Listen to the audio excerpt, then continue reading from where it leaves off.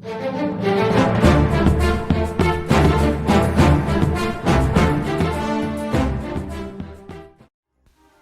à tous, c'est King, j'espère que vous allez bien. On se retrouve pour une nouvelle vidéo chez Leroux. Salut. Aujourd'hui, on va parler du parcours de Luffy pour vous montrer comment il est devenu empereur.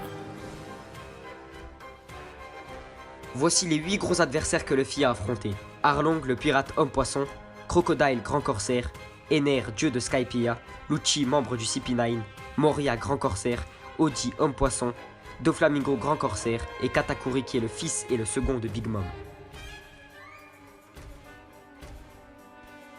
Le village de Kokoyashi est le village où Nami et sa sœur d'adoption Nojiko ont été élevés par belle-mère.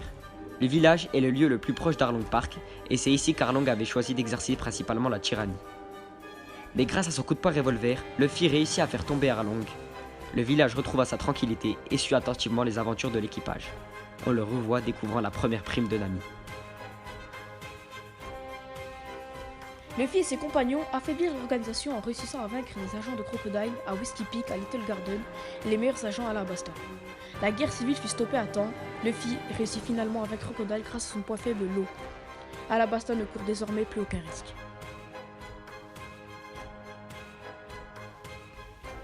Sur Skypiea, les chapeaux de paille deviennent les cibles d'Ener et ses prêtres pour avoir enfreint leurs lois. Pendant le jeu de survie, il a fait face à Sanji, Usopp, Robin et Zoro. Il a fini par tous les vaincre, en leur infligeant de sérieux dégâts avec ses pouvoirs. Cependant, leur capitaine Monkey D. Luffy s'est révélé être tout à fait à l'abri de ses poings électriques grâce à son corps en caoutchouc, ce qui fait de lui l'opposé naturel de la foudre.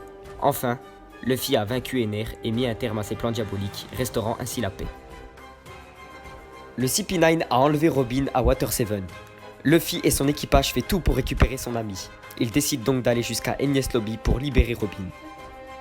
Lucci, étant le membre le plus fort du CP9, décide d'affronter Luffy. Un combat sans merci se délivre. Or, Luffy utilise le Gear Second, sa nouvelle transformation. Combat très serré, très acharné, et Luffy l'emporte au bout du suspense. Il l'emporte à bout de souffle. Les ennemis de Gecko Moria sont principalement Luffy et son équipage, puisqu'ils ont réussi à le vaincre et indirectement à réduire son équipage de zombies à néant, anéantissant ainsi son règne. Et on s'en souvient, King, de la manière dont il l'a battu. Il avait mangé les ombres d'une manière assez spéciale, Ouais. tu t'en souviens. Ouais. Et puis voilà, il a réussi à le battre en mangeant des ombres et tout simplement en devenant beaucoup plus puissant.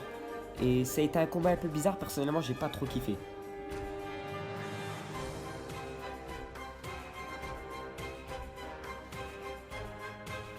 Luffy face à Oji, c'était le premier combat après les 2 ans d'entraînement des chapeaux de paille. On s'en souvient très bien.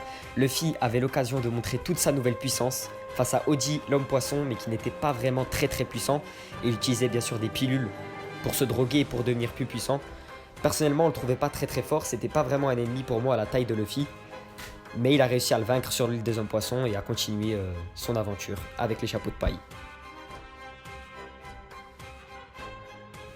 Luffy vs Doflamingo, enfin un adversaire à sa taille, un adversaire très puissant, peut-être l'un des plus puissants des grands corsaires. Le démon céleste Doflamingo, adresse Rosa. Ça a été un combat assez incroyable, même si pour moi ce combat était pas très loyal. King. Perso, en fait, tout le monde l'a aidé en fait. Ouais, tout le monde l'a aidé, on s'en souvient, hein, quand Luffy a perdu le Gear Force et après ils l'ont aidé à s'échapper et à tenir 10 minutes, à se cacher 10 minutes pour que Doflamingo puisse se régénérer. Et je pense que s'ils auraient pas été là, ça aurait été différent. Katakuri, bien sûr sans aucun doute l'adversaire le plus fort de Luffy jusqu'à maintenant, en tout cas dans les épisodes. Un adversaire très fort, très complet, qui possède le haki de l'observation à merveille. Il a même dominé Luffy pendant tout le long du combat, clairement. On peut dire qu'il l'a défoncé. On peut dire qu'il l'a clairement défoncé, on peut le dire clairement, c'est un adversaire très puissant et très complet. Et voilà, il a ensuite abandonné le combat pour laisser les chapeaux de paille s'enfuir de Whole Cake Island. Luffy et son équipage réussissent à s'enfuir de Whole Cake Island grâce à de nombreux alliés qui les ont aidés, il faut le dire. Et il devient par la suite le 5e empereur des mers. N'hésitez pas à vous abonner, à lâcher un gros pouce bleu, surtout à partager.